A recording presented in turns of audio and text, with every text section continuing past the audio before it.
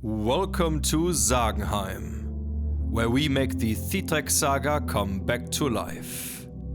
In the previous episode, we heard about how Wieland armed his son, the river Edda, and the road to Bern. So here now, something new from Olden Days. Vidga rode off to the castle and the bridge. They who sat in the uppermost battlements saw him approach. Gramalife spoke. "There rides a man with a great shield. That shield would suit me well, and I must have it, and you may divide the rest of his equipment as it suits you." And Stutfus spoke. "It is more to be expected that this man has a good sword. That will be mine, and I will make no other choice, even if much money were offered me for it." And Thrella spoke. "I shall have his birnie." And Siegstaff spoke. "I shall have his helmet." The fifth one spoke. "He certainly has a good horse. I choose that for myself." The sixth said, "I shall have his kirtle and all his clothing." The seventh said, "What shall I choose but his mail breeches, since everything else has already been chosen?" The eighth said, "I shall take his money belt and everything that is in it." The ninth said, "I shall have his right hand as my part." The 10th said, "I intend the right leg for me before I go home." The 11th said, "I shall have his head." And then Stutfus replied, "The man shall not be killed, even though he will have little left of any worth, after he has parted with everything that has already been divided. Let him keep his life." Gramalife, their chief, spoke. "Let 3 now go to him, and take his weapons and his clothing, as we have divided them up. Let him get away with his left foot and his left hand and his life, and make sure he earns them well." Now the 3 rode to meet him alone. Vidga spoke. "Welcome, good man." And they answered, "Never shall you be welcome. Here you shall lose your weapons and clothing and horse, and after that you shall lose your right hand and right leg, and you will thank us warmly that we let you leave with your life." Vidga spoke. "The settlement you offer me is unequal. I am an innocent foreigner. Call out your chieftain, and I shall hear his judgment, and I shall neither give up my horse nor my armor, as matters stand." And they went back and told Gramalife what he had said. And Gramalife heard this and stood up immediately. He armed himself and his comrades, 12 in all, and rode over the bridge. Vidga spoke to them and bade them welcome. Gramalife replied, "You shall not be welcomed, because we have already divided up all of your possessions among us. You shall also lose a hand and a foot before we part. I will have your shield, and after that each will take what he gets." Vidga spoke. "If I were to lose my shield, then that would be my loss.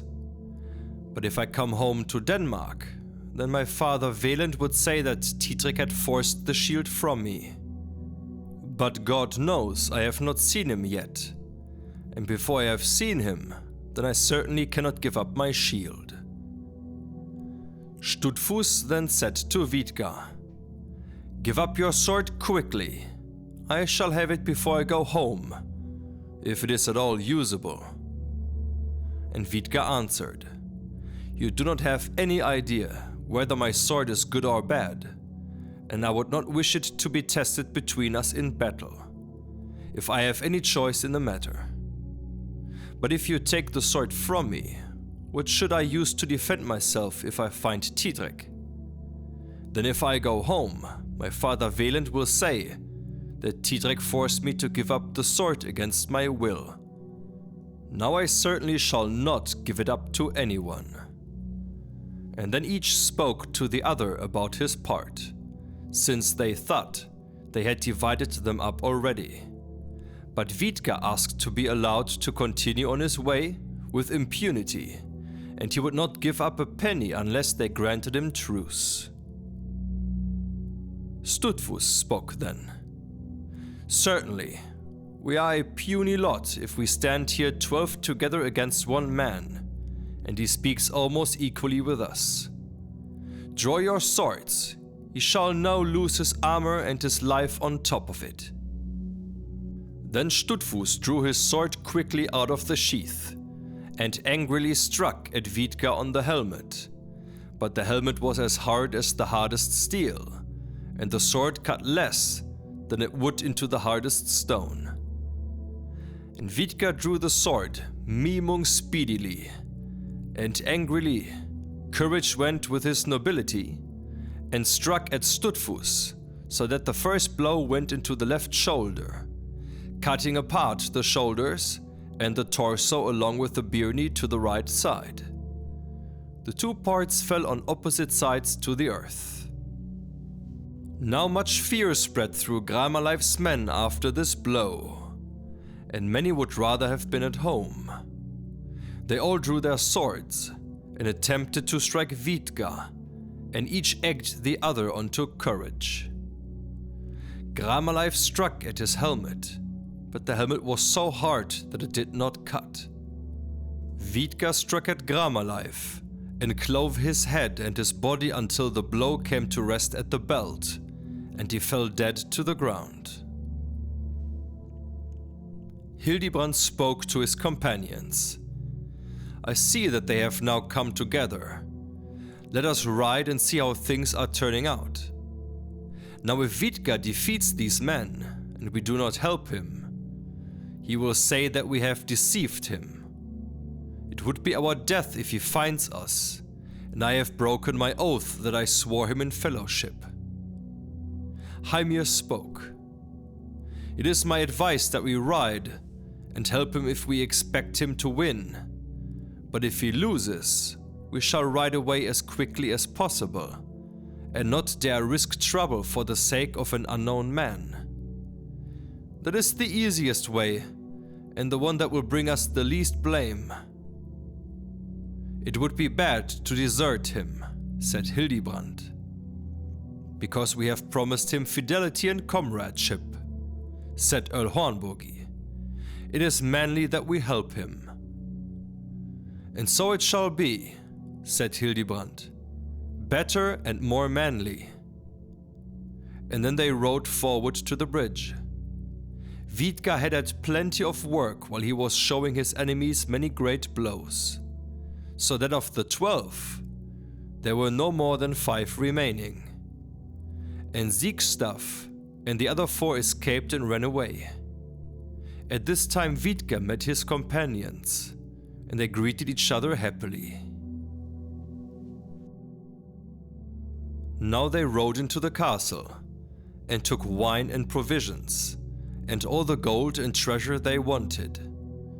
It was then night, and they went to sleep. Hildibrand thought a great deal about Vidga, about how bold he was, and it seemed to him certain that Sir Thidrek, his comrade and foster son, would have to deal with him. He also thought a great deal about his weapons, and how good they were.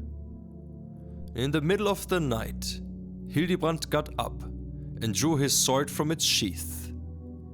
And after that he took Vidga's sword Mimung from its sheath and put his sword in its place, after having exchanged the hilts and the grips. He left his hilt and grip on Mimung, and Mimung's hilt and grip on his sword, and laid it next to himself. He lay down again and slept until the day, when they got up and prepared to leave. Vidga asked Hildibrand, "What shall we do with this castle we have won, now that we are leaving it?" And Hildibrand answered, Whatever seems good to both of us. I do not want to keep my name from you any longer. I wish to tell you truly that my name is Hildibrand. I am a vassal of Didrik of Bern, and all of us are his comrades. Even though I did not tell you our real names before, I wish to keep the comradeship we swore with you. It is my advice that we let this castle stand, and that 2 of our fellowship remain here and keep watch, and I shall accompany you to Bern to meet Didrik. Because we are leaving here good friends and comrades, then you will have both the castle and his reward. But if it happens that we part unreconciled, then you will have this castle alone as before, and it is worth a great deal of money." Vidga answered, "There has been a toll and a great trouble laid on this bridge, both for people from this country and for foreigners. This is a great popular road for many, but for a long while many men have not dared to come this way, because it has been in the power of this castle and these evil men who lived in it. And if I may decide, then every man shall travel in freedom over this bridge, whether from this country or from abroad, young or old, rich or poor." And Earl Hornbogi replied, "It is most appropriate that the one who won this castle with his sword decide whether he should stay here or leave it." And then after they had taken out all the riches, Vidga laid fire to the lowest part of the castle. They did not leave before it was completely burnt and destroyed. They cheerfully rode their way, making good progress, and they rode until they reached the river called the Visara. And there was a bridge, there between 2 crags, and Siegstaff and his comrades had already come here and broken the bridge before the other travelers arrived. And they would not let them cross, because they did not expect good treatment from Vidga or from his comrades. They had not been able to take his weapons, which would have gladdened their hearts, and they did not want to encounter them again. Vidga now saw that the bridge was down, and he urged on his horse, Skemming, with his spurs, and rode wildly towards the river. He sprang off the hill where the bridge had been attached, and so over the river to the other bluff, like a shot of a bolt. And one can still see the prints of the shoes and the nails in the hill from which he sprang, and also at the spot where he landed. Hildibrand, Heimir, and Hornbogi rode after him. Hildibrand's horse sprang from the hill, flew into the river, and swam to the shore. Earl Hornbogi made his attempt and came closer to the land than Hildibrand did. Heimir was riding the horse named Rispa, the brother of Skemming, and he sprang between the 2 crags, just as Skemming had. And as soon as Vidga had crossed the river, he saw where Siegstaff and his comrades were standing, and galloped toward them. And when he was among them, they fought furiously. Vidga dealt them many great blows, but Heimir sat on his horse and would not help him. And when Earl Hornbogi came onto the land, he rode daringly and boldly to Vidga's aid. It ended when all 5 of the robbers were dead, and Vidga did not notice that he did not have his sword Mimung. And thus we arrive at the end of part 17. In part 18, await a tough duel, and the mention of the sword Mimung once more, as well as young brothers in arms. So thank you for having tuned in, and see you again next time, back here at Sagenheim.